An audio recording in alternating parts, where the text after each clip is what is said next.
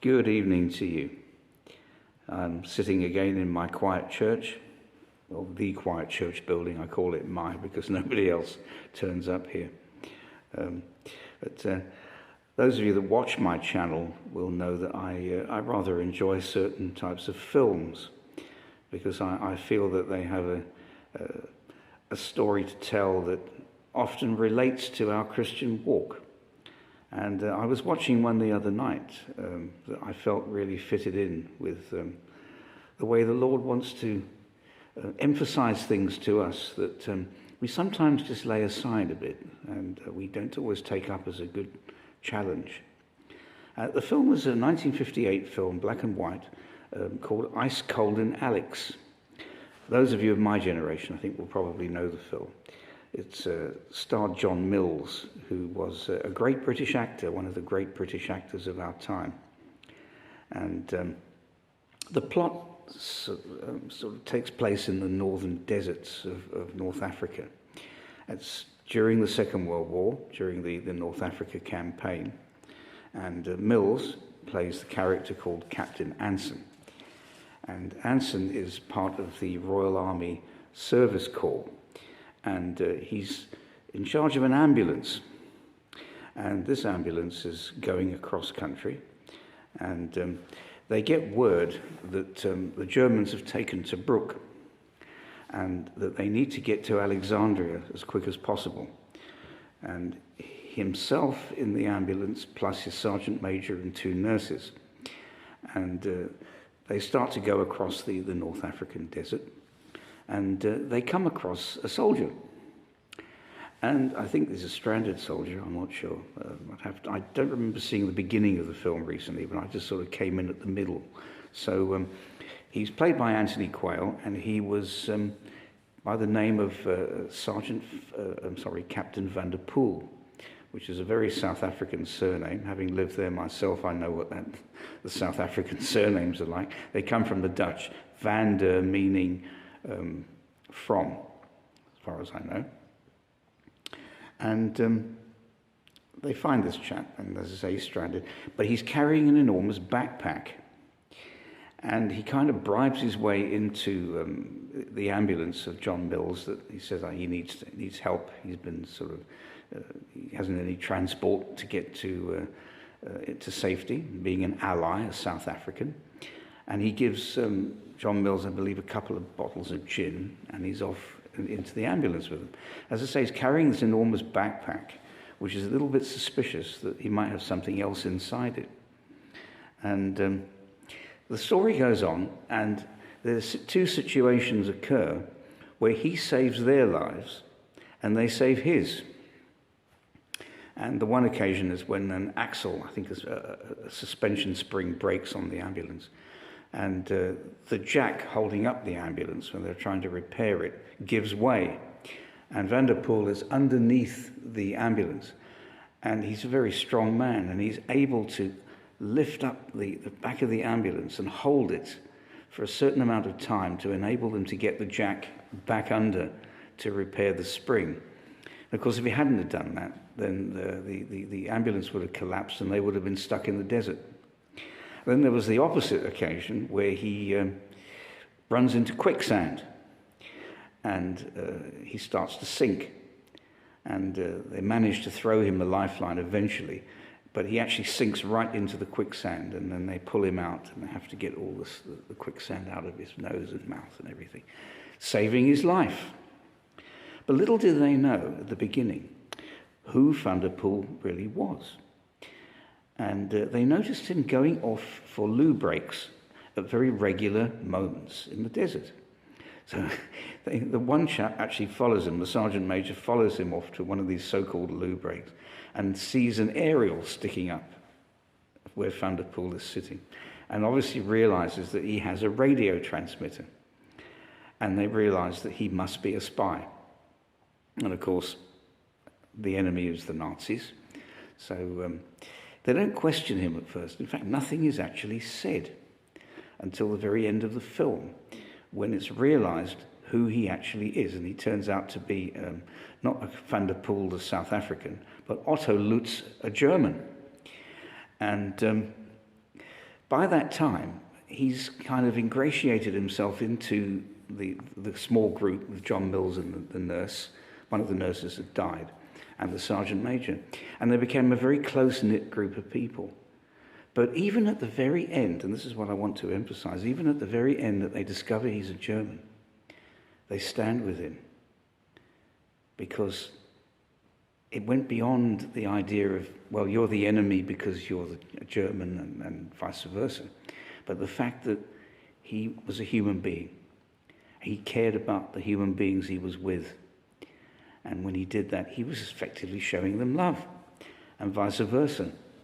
And at the end of the story, he is arrested. But his life is saved because they get him to admit that he is a German spy and that he wasn't actually a South African at all. Because probably what had happened is that he had the dog tag of the South African round his neck. He probably killed him and took the dog tag and took the identity. But it's just a wonderful story of how across that barrier of enemy, they came together and saved one another. And you may say, oh, Stuart, what are you banging on about? Why are you telling us all about this film? Well, it's because of Matthew 5. And I just want to read you some verses from, first of all, verses 43 and 44. Jesus is speaking after having given the Beatitudes. This is later on in the chapter. You have heard that it hath been said, thou shalt love thy neighbour and hate thine enemy. But I say to you, love your enemies, bless them that curse you, do good to them that hate you, and pray for them which despitefully use you and persecute you. And he goes on to say, be ye therefore, a little further down in verse 48, be ye therefore perfect, as your Father in heaven is perfect. People often think, oh, but I'm not perfect. I might be a Christian, but I'm not perfect. And we have this idea of perfection as some sort of some sort of crystal goblet that you kind of protect, and it's so crystal clean and beautiful and pure, and that's not what it's really meaning. The Greek word is teleos, and it simply means complete. Complete in moral character. Complete within yourself as a human being, as the Father is complete. An all-rounder. And so these men, although they were absolute dire enemies, when it came down to that nitty-gritty of realizing that they were in the same situation together, that love could come out, that love for the enemy, saving one another's lives. And it makes me think, really, it challenges me. I don't know about you, but it challenges me in thinking about all those that we feel contempt for, and whether it be politicians, people in the media, people in finance and business, globalists as we call them. We often forget, don't we, that God loves everybody. God loves all men. For God so loved the world that he gave his only begotten Son. He loved Yuval Noah Harari. He loved Klaus Schwab.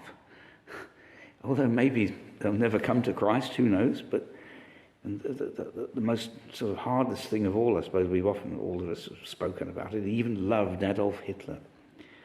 But he obviously knew the end of these men. Or he knows the end of these men, because our ends are determined by the Lord, not because he forces them or makes them happen, but because he knows what's in the heart of man. And it's as important as preaching the gospel, because preaching the gospel is what it's all about, isn't it? And if we preach the gospel, then we have to speak of that love, that unconditional love, a realization. And that film kind of leaves you feeling, well, there's certainly the overriding factor that although they found themselves in that position, in that situation, they were able to demonstrate, to manifest something that went beyond just getting victory over the oppressor. So I thought I'd just relate that to you tonight.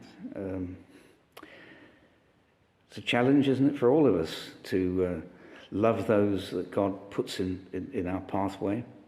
It may not be high government officials or people in the media. It may just be people around us.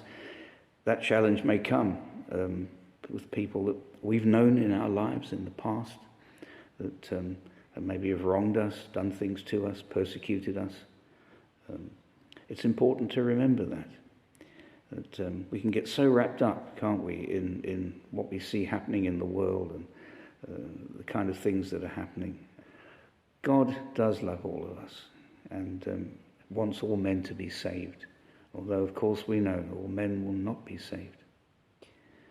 So let's just say, Lord, help us to learn to have grace and patience, at least with one another, so that God can perhaps do a work in their lives and a changing work in our hearts too. Have a blessed evening.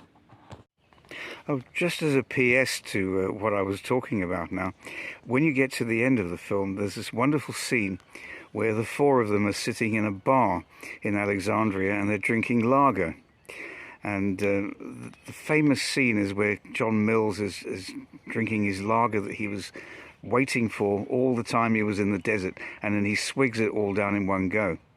And the interesting thing about that is, and relating again to the German spy, was that all four of them, including him, were sitting in the bar, and they knew, the British officers that came in knew who he was and were about to arrest him.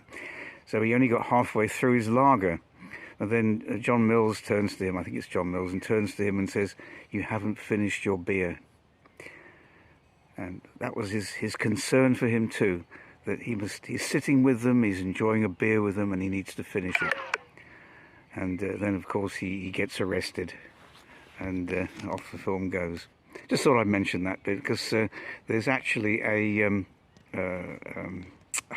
advert that you might see on TV where you see those four people drinking the beer, and the advert is actually a Heineken advert. So they can turn anything into advertising these days. Just thought I'd add that as a PS.